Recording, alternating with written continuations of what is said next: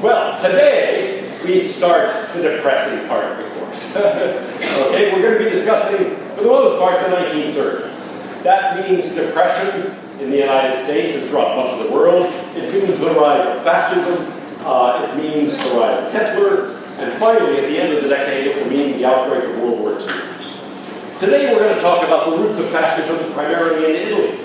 And we'll also talk about Ortega y Gasset's general perspective on what promoted the rise of fascism. But let's start with fascism in Italy. The term itself was coined by Benito Mussolini, who was born in 1883, as you see here, lived until 1945. That date should ring some bells. He started out as a socialist journalist. He was the editor of The Future of the Worker and actually worked on a number of other prominent publications in Italy. He eventually became the leader of the Italian Socialist Party. And in 1922, not too long after the disaster of the First World War, he took over the government of Italy after a march on Rome. He led this populist march and essentially demanded that government power be handed over to him. It was. And so here you see it. Once he got to Rome in 1922, and Mussolini, he was a fairly small man. You often see him like this sort of pose, right? And you'll see that again and again in these photographs. Now, he did stand for election and was actually elected to be supreme leader in 1924. After that, in particular, he discouraged dissent. He used violence and intimidation and took full control in a totalitarian sense of the Italian government. So we're going to see a number of occasions where leaders of totalitarian societies were actually elected. Initially, Hitler was one and Mussolini was one. He seized power before that, but that was confirmed through a re-election. Here you see him giving a speech. That's a great photograph, by the way. In addition to really, having an interesting perspective and so on, it reveals something important about Mussolini's character. In any case, in 1925, after that election, he declared himself il duce, the leader. Okay, and dismantled all further restraints on his power. So really, all power got concentrated in the hands of il duce after that.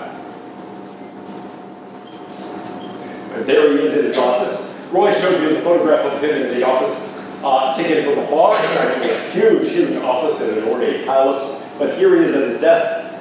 I do like one thing about Mussolini, he's there with his cat. In any case, how did he get to be this way? Well, his parents were socialists and anarchists, actually. He himself was deeply influenced by both Nietzsche and Marx. Marx he described as the father and teacher, the magnificent philosopher of working-class violence.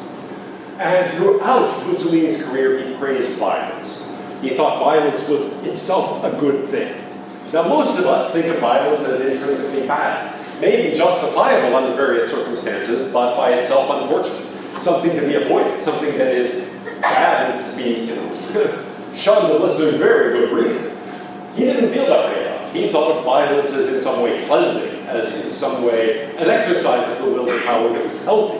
And so he thought of the social order, the political order, as something like a Darwinian state of nature, where the strong survive. And so, do you want to be the lion, or do you want to be the lamb that is eaten by the lion? Well, you want to be the lion. And so he thought of violence as a glorious thing. Now you might think, I envision a time when the lion can lie down with the lamb. As Woody Allen once said, the lamb won't get much sleep. He thinks, no, the proper role of the lion is to devour the lamb, and you want to be the lion. So he thought of violence as a good thing. Now, there's a sense in which then, both Leninism and fascism, both Lenin himself and Mussolini, start out in the far left of the political spectrum. They are both socialists, and extreme socialists. Socialists who believe in this sort of totalitarian form of socialism, and who are addicted to violence. And here's one way of thinking about what they're doing. They are really combining Marx and Nietzsche.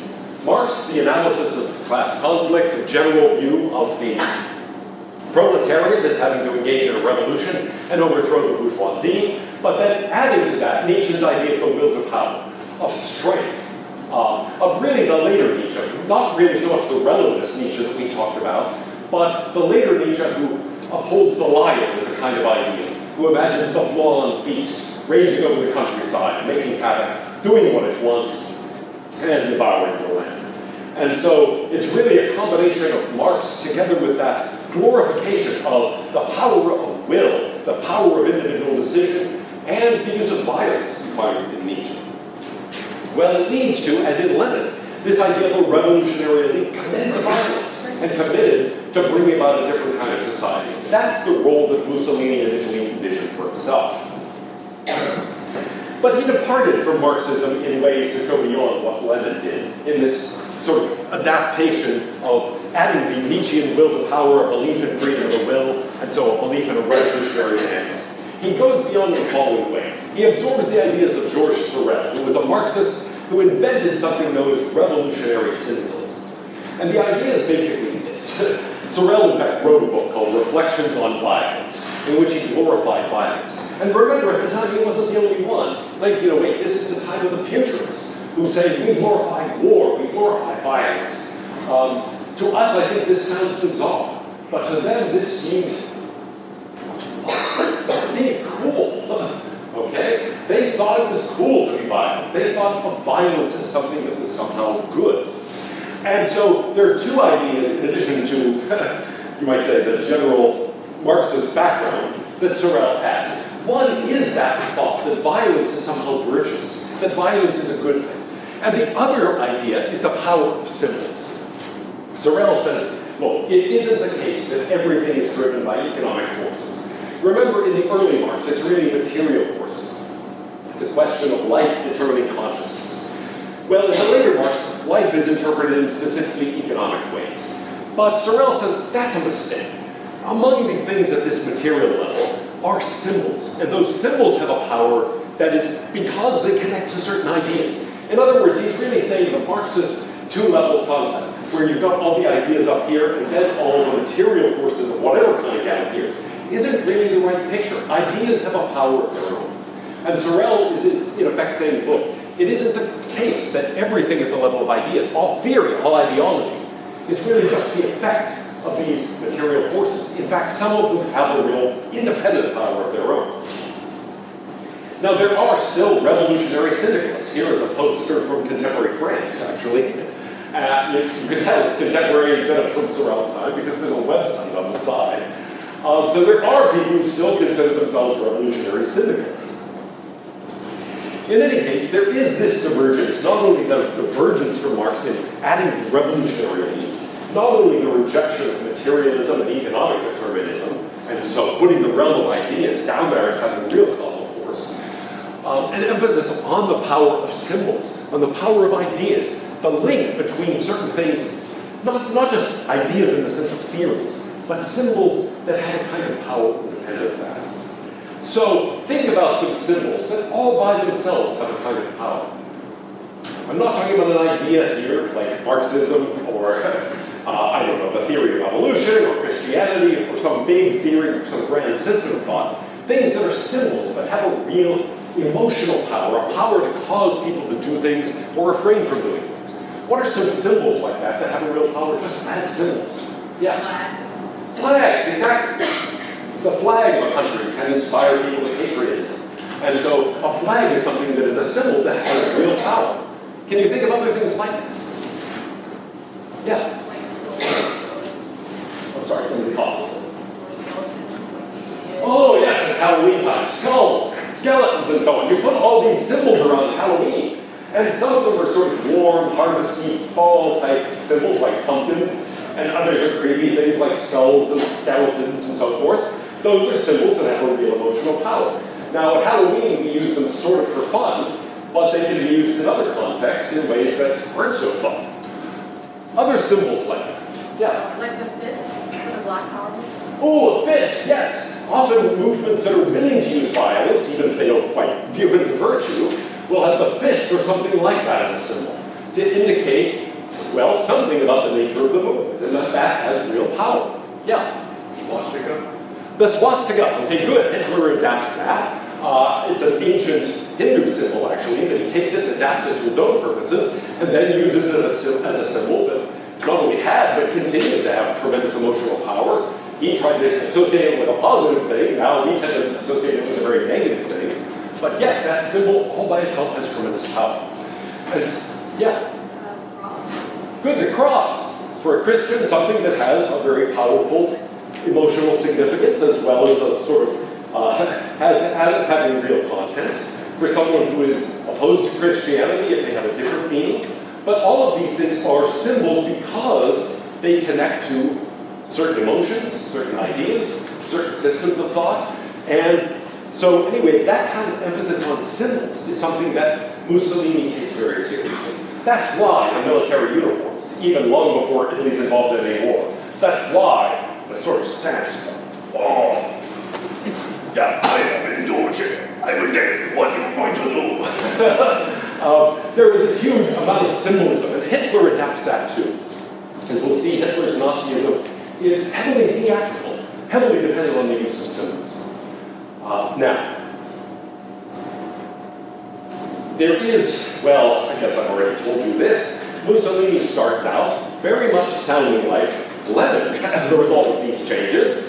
He believes in vanguard minorities who are going to have to raise the consciousness of the proletariat and prepare them for revolution.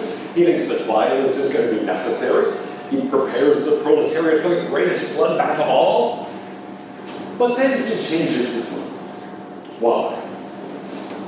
Well, like Lenin, he believes that, yeah, the proletariat isn't going to organize itself. The revolution won't happen all by itself. It's going to require an elite who can actually do something about this to bring about proletarian consciousness and consequently a revolution.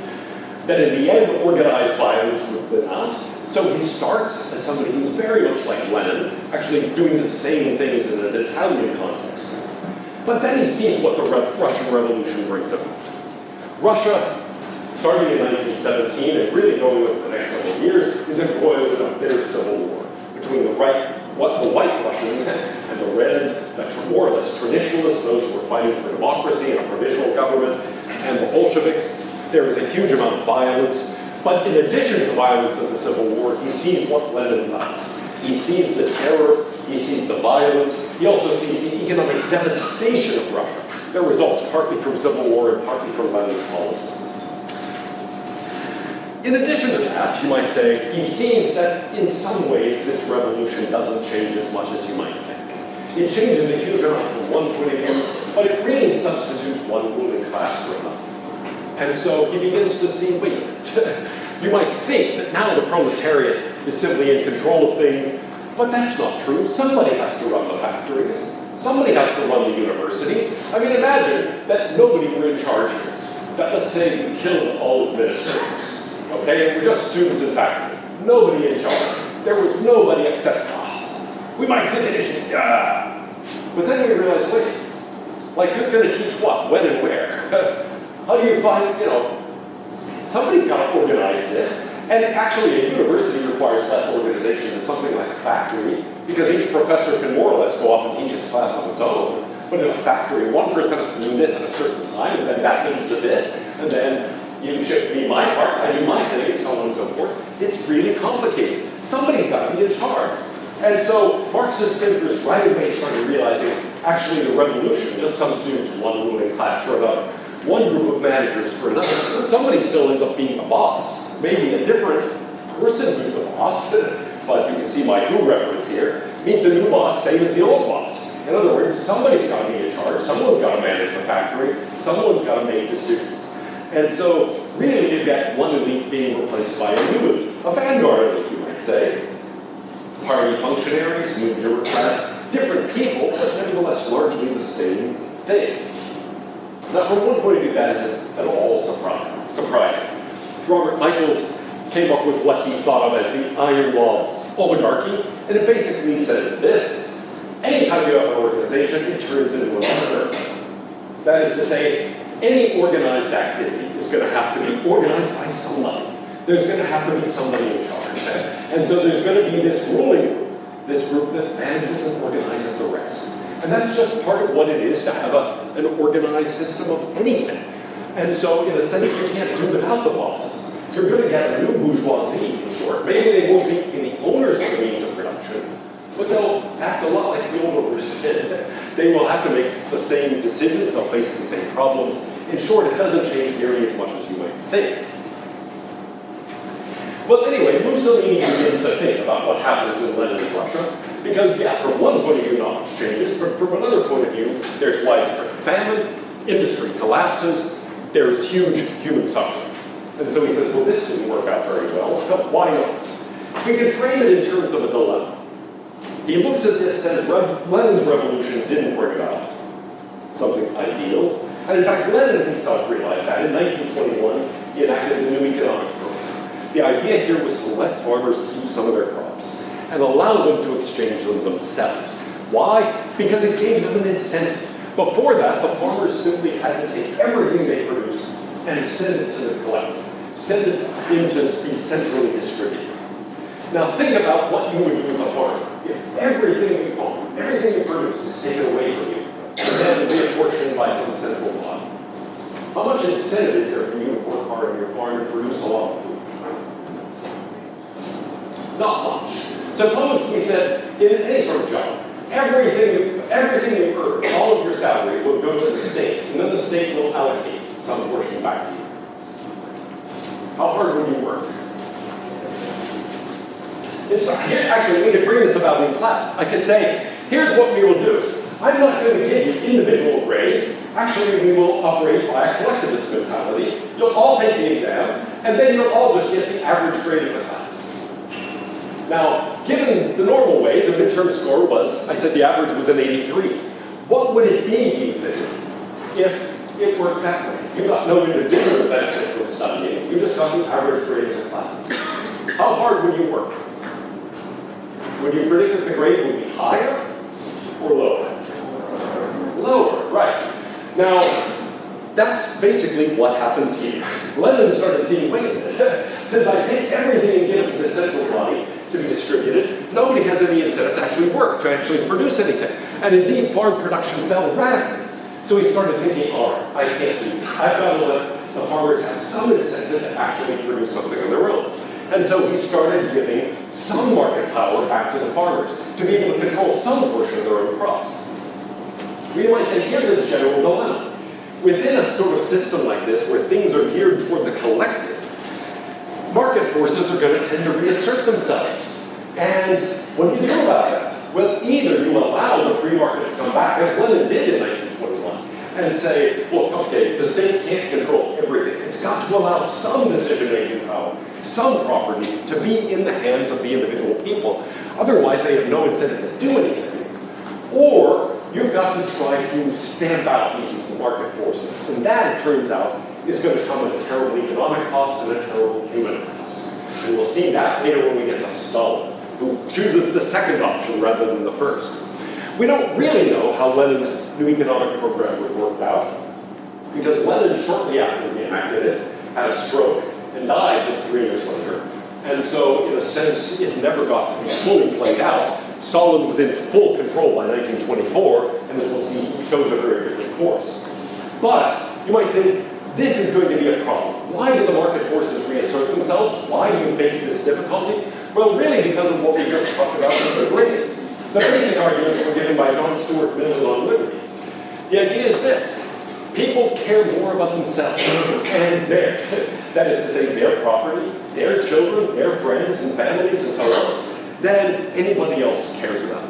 They tend to know more about themselves and their own families and their own friends and their own goods, much more than anybody else knows about them. And that's going to generate a problem. Okay? You can make better decisions for yourselves and those close to you than anybody else can make. And so that's going to create difficulties. It's going to mean that basically you aren't going to be as motivated by just the collective good as you are by your own good. You're going to work a lot harder for yourself than you'll work just for the general welfare. Actually, there are many cases of this in human history. The Pilgrims. Initially, nobody owned anything. Everybody was just owning things collectively. And most of them starved the first winter. As a result of that, then they said, okay, we'll allow people to actually farm and keep what they produce on their land. And suddenly, there was that. Okay, so there was a transformation Now, partly that was a question of conquering the wilderness, but partly it was having an incentive to do it. Something similar happened in the early church. It starts out that everybody in the Christian church in Paul's time contributes to the general pot, and then they realize quickly nobody's doing anything. And so then he changes his tune. And by 51, he's saying, well, if he would not work, neither shall he eat. And that's a very different story. So, in short, these things happen. Even if the Marxist is right, that this is a temporary condition, even if eventually a change in human institutions will change human nature, that takes time. It doesn't happen overnight. And in that transitional period, this is going to become a serious problem. Well, in any case, Mussolini saw this, and he adapted his view. And this is really where he transforms from being a certain kind of Marxist into a fascist. He rejects the idea of class struggle. In fact, he rejects it in a pretty sweeping way. He says, well, that is not the only thing that's an important factor in human history. He decides, moreover, there needs to be a different solution to the problem of class struggle insofar as it exists. Yes, there's a division between the bourgeoisie and the proletariat, the workers and the owners of the means of production. But, he says, we have to seek a different solution. The solution of destroying the bourgeoisie, which was Marx's favorite solution, is what Lenin actually implemented, is a disaster. So what do? We get them both working for a common goal. And so he starts stressing unity. Instead of stressing struggle and violence, he begins to stress natural unity. He says there should be something that we can get the owners of the means of production and the workers to work together for. And what would that be? Well, what includes both the state, okay, the nation. And so he starts saying we can unite people for that common goal. So here's a way of viewing Marxist general strategy. We have the bourgeoisie over there on the left and the proletariat. Solution, abolish private property, you thereby abolish the bourgeoisie, you get rid of class struggle. Mussolini says no. Create a common thing within which both the bourgeoisie and the proletariat can play their part. You can create a common set of values that they will both work toward. And so to try to unify them within something larger than either one, namely the state, the nation. So here is his solution in a nutshell. This is his famous slogan: everything within the state, nothing outside the state, nothing against the state. You are sure to see that as a quote on the Bible. At least if Mussolini is one of the people we think. Everything within the state, nothing outside the state, nothing against the state. Well, what does that really mean? It means no individuals are going to count independently from the state. It means no groups. That means no political parties, no cultural associations, no economic unions, no social classes, none of that. Now think about the various things that are groups outside of the state, independent of the state in a society like ours. Yes, it includes political parties. It includes cultural associations and unions. But what else does it include? What are some of the groups that are sort of voluntary groups of people independent of government that the fascist is going to be committed to wiping out, or at least making subservient to the state? Say it again. Okay, good. Religious groups, churches, and indeed, taking land from the churches and weakening the church becomes one of its main platforms. Yeah. Universities. Universities, yes. Universities won't be abolished here, but they will be transformed into state-run institutions. They'll be under the control of the state. Yes? The press. The press, absolutely. The press will be under the control of the state. Workers, yes. Workers' unions, yes. All unions will be under the control of the state. What else? Yeah. Other states. Good. In the end, other states. It is true. He sees a healthy state as one that inevitably wants to have nothing outside it, nothing against it, and that is going to mean other nations too. So he basically says, yes, the fascist views a healthy society as one that is aggressive. It's the one that is committed to military might and military power, and moreover, the aggressive use of that military power. After all, think of the lion. Does the lion sit there in his corner, just hoping to get a few scraps of food, as if it's in its zoo?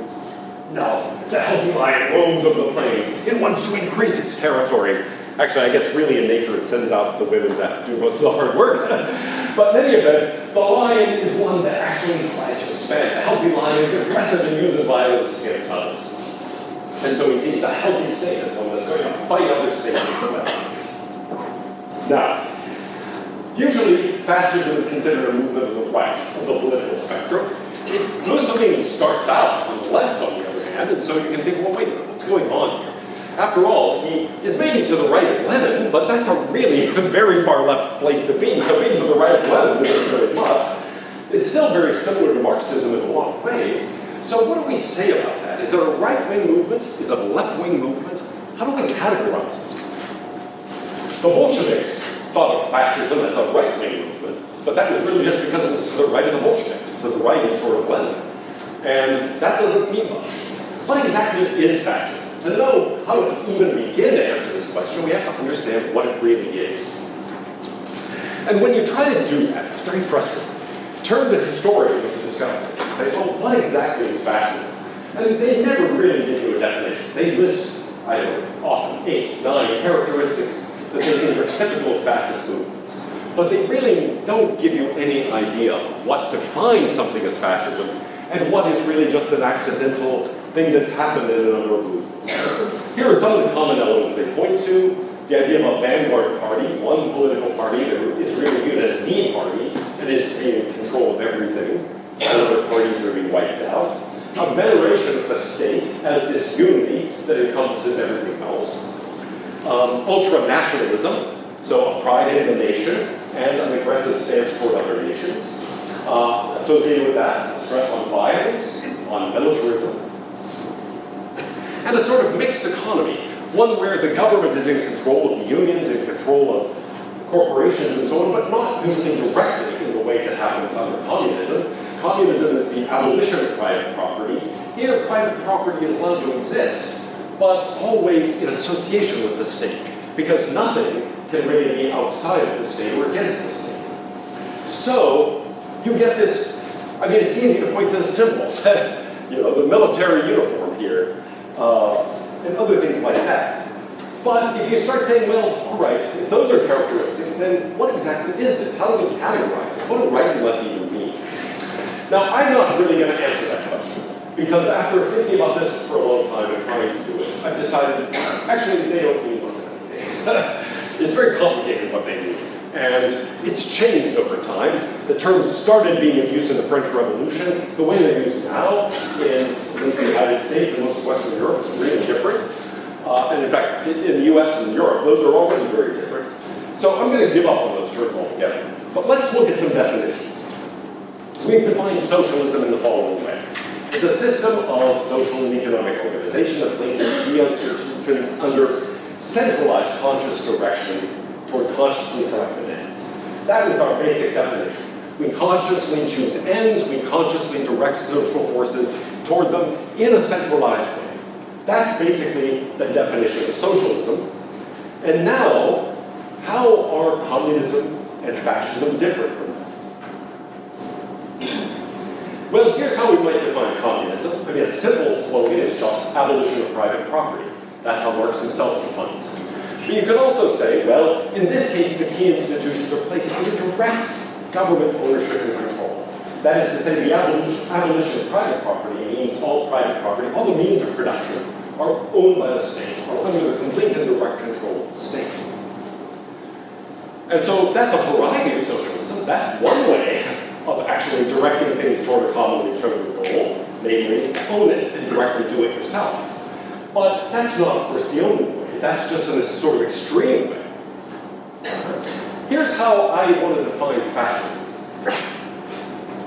It also involves centralized government control, but through indirect means. And what do I mean by indirect means? Well, regulation, selection of directors, government-managed management labor boards, and so on. Fascists often stress this kind of getting the big players together, getting the chief players in the industry, together with union representatives, together with government, and forming a general united strategy, this type of thing, as well as through direct ownership. And really doing this in a comprehensive way. After all, you might think, well then you're saying all socialists or fascists or communists, they either believe in direct or indirect control? No, that's not the point. Really, the fascist thinks about doing this, but in a totally comprehensive way. Remember, nothing outside the state. So the one thing that is not fully captured here is really centralized government control of basically all of those key institutions. All of those things are to be placed there. And so many socialists are more democratic socialists who want these indirect methods used, but only on some subset, only in limited ways, and so forth. That isn't Mussolini's view, that isn't the fascist view. It's all the institutions, and under really quite complete control, even if indirect control. Well, here you see a meeting with industry leaders, in this case, trying out a new Italian race car. And so, yeah, from this point of view, they are kinds of socialism, but they make up a rather small amount of the whole, partly because they are comprehensive in their vision. Here's the way I would prefer to think of it, rather than using the terms right and left. Let's go back to our earlier terms, bottom up and top down. A bottom up view says that government gets its rights, its liberties, its responsibilities, its privileges from the people. The classic case of this is John Locke, who says government depends on the consent of the governed. It is because people voluntarily submit to its authority that government has power, and in submitting in that way, they limit government's power. A top-down view is the view of Rousseau, in contrast to that. It says, really, people don't have any natural rights. Government is what gives people rights, and so all of the rights, liberties, privileges, and so on that individuals have depend on the government. So from this point of view, drawing that kind of distinction, it's very easy to see which kind fascism is. Is it bottom-up or top-down? Top-down, absolutely. It is communitarian, everything inside the state, nothing outside the state. It is the collective, the state, the whole that matters, not any individual part, not any group within it, independently.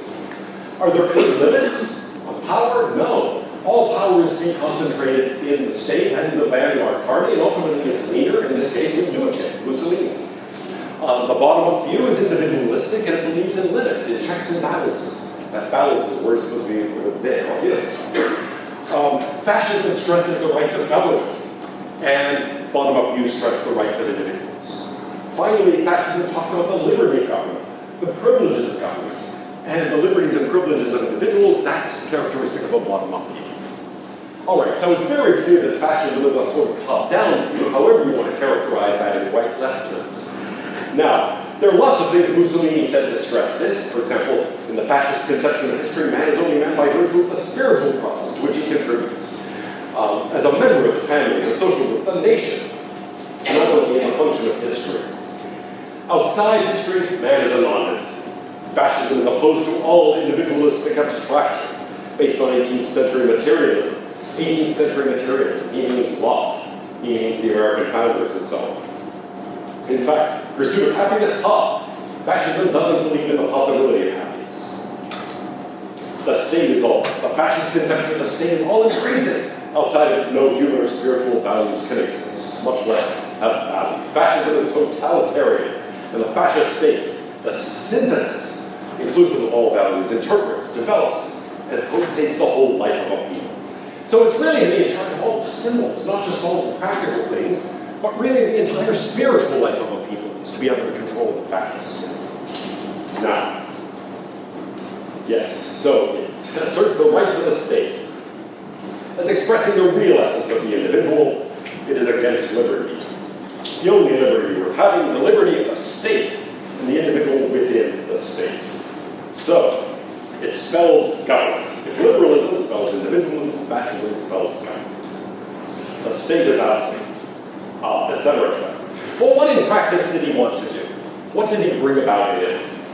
By the way, initially, Mussolini was really hot. These views swept the Western world as the wave of the future. After all, Italy was the home of futurism. And so people thought of this as a cool new idea. In fact, there's a version of the song, You're the Top, where it says, well, you're the top, you're the Mussolini. It's like the time of Mussolini was this sort of international rock star, political leader. Well, here's what he stood for. Ruled by the elite, by this vanguard group. A national council of experts he created to control the economy. He championed workers' rights, an 8-hour workday, a minimum wage, all of these things new to him. The power of unions, having workers' representatives on the boards of corporations, brought the retirement age down to 55. which is actually amazing, by the way. I don't know. Aristotle said people reach their intellectual height at 49. And I gotta say, all sorts of things that used to seem hard to me when I was younger got easy when I got to be around 49 or 50. So I sort of look at this and think, oh, for a philosopher, you're cutting off our best years. But of course, he's thinking primarily of factory workers and others who are working hard physical labor. He wanted a national militia. He nationalized all the military industries, had a strongly progressive tax on capital, seized church property, encouraged people to donate their jewelry to the state, and took control of 3/4 of Italian businesses. So when I said indirect control, as you can see, it was actually direct control. For the most part, I mean, putting these things under the control of the state directly, that was really 3/4 of the way toward the original Marxist program of abolishing private property. 1/4 remained in private hands, but those were subject to wage and price controls. So there was a very heavy degree of control by the government. He also believed in using government propaganda to control the press and to control the people. All teachers had to swear loyalty oaths. All editors throughout publishing houses, as well as throughout journalism, were appointed by Mussolini. There was a cult of personality around Mussolini himself. And so you see all these images of Mussolini giving speeches like this, or like that. Well, in the end, he says, it's really about changing mankind, transforming man, his character, and his faith. Well, I want to take a little bit of time now to step back and say, how did it become a popular thing? How was it possible for these ideas not only to become in control in Italy and later Germany and a variety of other countries, but also, why were they so appealing? Why were people putting Mussolini on the front page all over the world as a great new exciting leader? What made all of this sound good? Now maybe it sounds good to you now, I don't know. But then it had a tremendous amount of power. So why? Well, Ortega y Gasset gives a kind of answer to that. So I want to talk a little bit about his thought. I'm sad that I now only have 10 minutes left because actually I think that Ortega is one of the great philosophers of the 20th century. He doesn't really get a lot of respect. Continental philosophers don't treat him as part of the mainstream, neither do analytic philosophers. But actually he's somebody with ideas that encompass a very wide range of philosophical ideas. He's a perspectivist. But in saying that, he does not mean anything like a relativism. He really means that we see things only from certain perspectives. Does that mean that truth is relative to a perspective? Well, yes, in the sense that our ideas are always relative to a perspective. But on the other hand, we're not limited to the idea of one perspective. In fact, the idea of absolute truth is not incoherent. It's just a limit of perspectives. So he says, think about viewing a landscape. Looking at a house and some trees, let's say.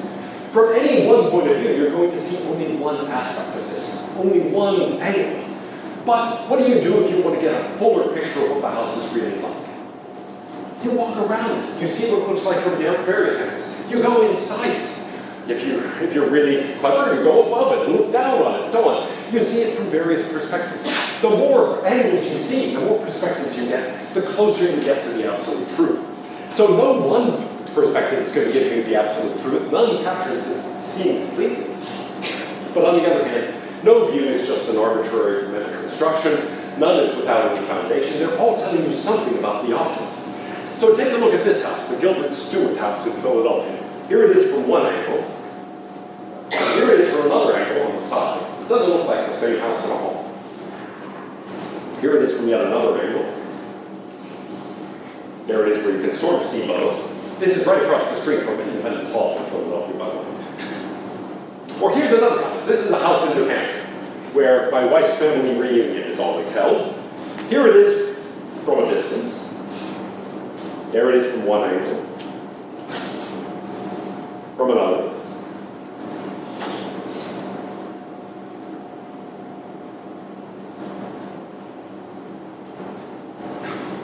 Now I use this house in particular because it looks so different from different sides. You'd never have an idea that's the same house if I just showed it to you from different angles.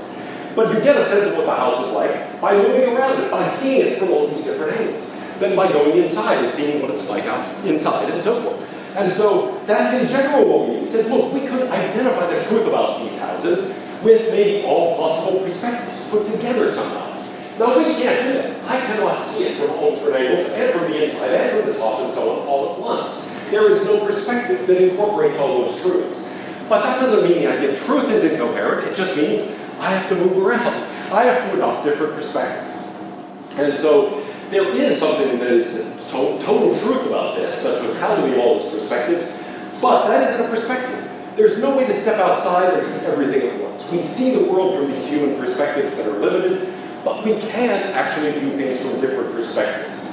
So even though we can't see things from the perspective of eternity, from God's point of view, we can't sort of step back and see the world like that. Here's a view of the Earth, that little white dot from Saturn. Or like that. Nevertheless, we can see things from different points of view and put them together. So in the end, we can come up with something that is actually an approximation to the absolute truth. So I'm going to skip this little part, because I want to get to the main idea here, which is that, really, mind and world are intertwined. You can't reduce one to the other. The simple way of putting it is this: I am inevitably tied into the world. I am who I am because of my link to my circumstances. In fact, he is a contextualist. He says, I am myself and my circumstances. And he calls the recognition of that vital reason. I have to realize that who I am and where I am is, and when I am, those things are intimately connected. They constitute life. So, my freedom is real, but it's always bounded by my circumstances. And I want to get to these pictures here. I'll illustrate this. So what does this mean? Well, yeah, a lot about what I could be in my life was determined by the circumstances of my birth. There's a baby picture of me. Okay? I'm wearing a Davy Crockett hat, sitting on the sofa, and I was a very happy baby, as you can see. But anyway, the circumstances of my birth determined a lot about what was possible for me. I did have lots of freedom, but it was freedom within certain constraints. I grew up, some of those constraints were provided by my neighborhood. This is the house I lived in when I was growing up. The city I was growing up in.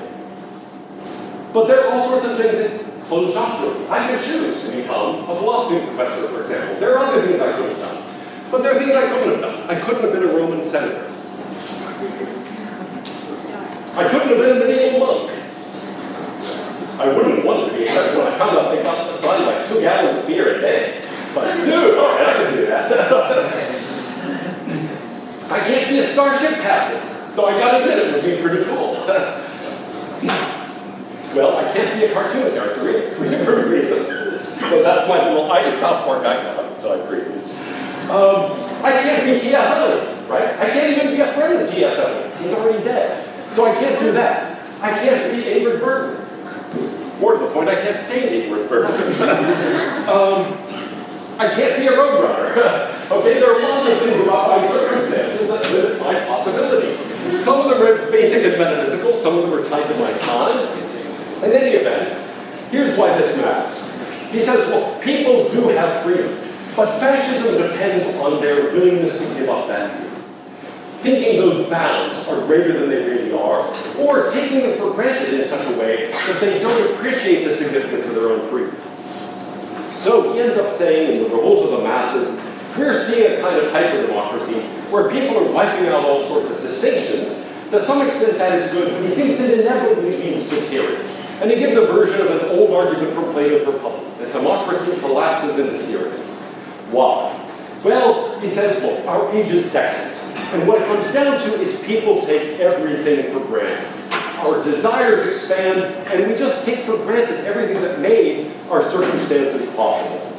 The result of that is an utter destruction of standards, where people no longer have a conception of excellence, and no longer think that they are free to pursue excellence, and so are willing to settle for the lowest common denominator. He says, in the end, the result of this hyper-democracy is a cultural barbarism, an utter absence of standards. We've already seen some example of that. Duchamp's fountain, okay? He takes a urinal and calls it art. Then he becomes famous. He becomes famous. For just going down to the plumbing supply store and sticking it in an art exhibit. Well, that is continued. Here is a work currently on display at the Museum of Contemporary Art in Los Angeles. Somebody went into the men's room and took a picture of urinals. But in homage to Duchamp. Here's a painting by Rothko. There's a chapel by Rothko in Houston. He's a very famous artist. It's basically just black canvas. Or, here is a monochrome white painting by E1 Fowl. Just a white canvas. Or, in several occasions, people have thrown away works of art. This happened in Spain. There was also a case in Italy. That was the art display. A cleaning woman came in and bought this trash and threw it away. There's what the Italian would look like. That was the work of art. And the thing person just threw away the trash. Well, anyway. Yeah. Anyway, this is what hyper-democracy leads to. It's this utter collapse of standards, this willingness, in the end, to treat your freedom as cheap, and to give up the search for excellence. The result of that is that the mass man is satisfied, but satisfied with crap, with a loss of freedom, with something that doesn't display excellence at all, and so is a willing accomplice